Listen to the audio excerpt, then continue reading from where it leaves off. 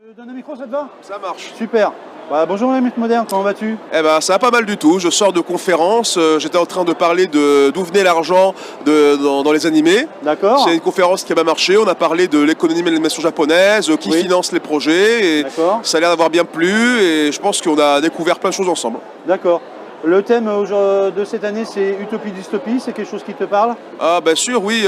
L'utopie et la dystopie, ce sont des histoires fondamentaux, non seulement dans la science-fiction, l'anticipation et même parfois un peu dans la fantasy. Imaginer des sociétés de l'avenir en se reflétant sur les réalités d'aujourd'hui, c'est vraiment quelque chose de crucial dans la fiction et dans l'imagination humaine.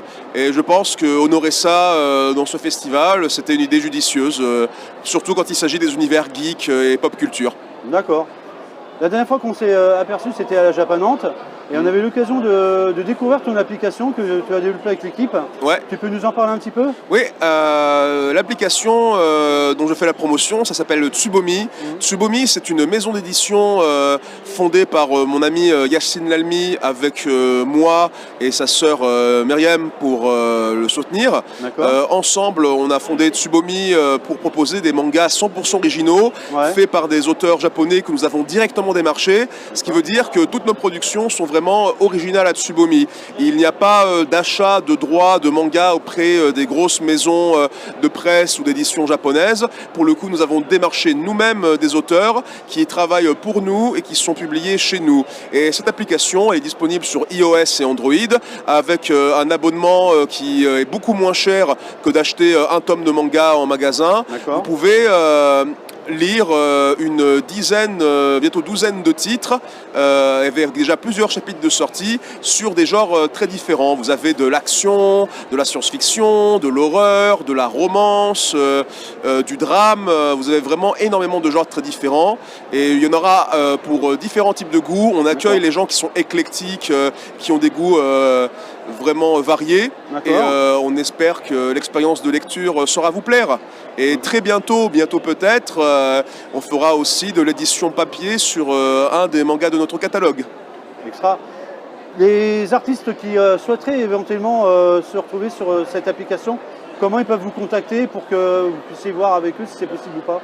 Au niveau du contact, c'est très simple. Nous sommes accessibles par mail. Il suffit d'aller sur notre site web et de nous contacter par mail à partir des contacts pour peut-être initier un dialogue ou via les messages des réseaux sociaux. Mais pour le coup, nous ne sommes pas pour l'instant à la recherche de talents spontanés.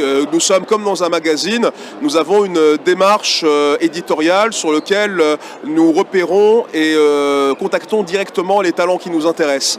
Pour le moment, c'est comme ça que nous opérons, mais peut-être qu'à l'avenir, sait-on jamais, ce sera à la place quelqu'un qui se présentera à nous.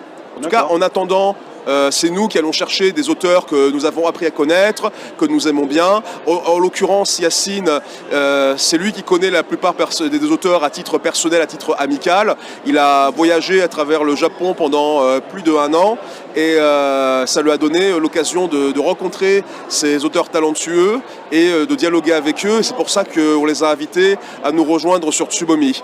Mais qui sait, à l'avenir, au fur et à mesure des rencontres, on verra.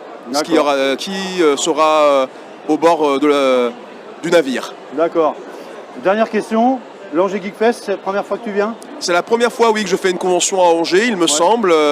J'ai été invité grâce à l'équipe de l'Animasia de Bordeaux, parce que Animasia et Geekfest, c'est la même organisation.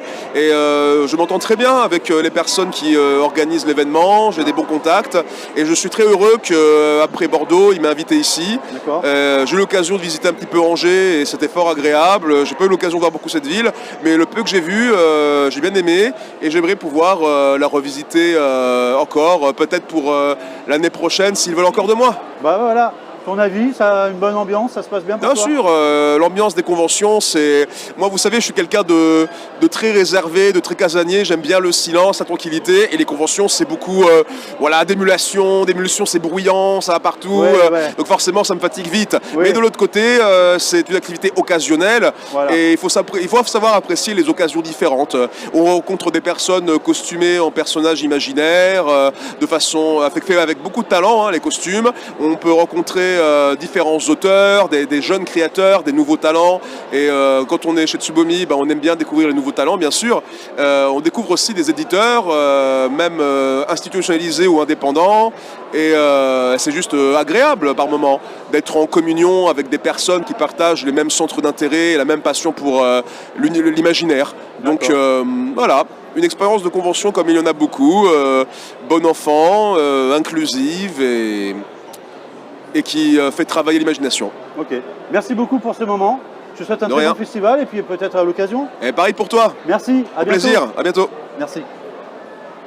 Merci.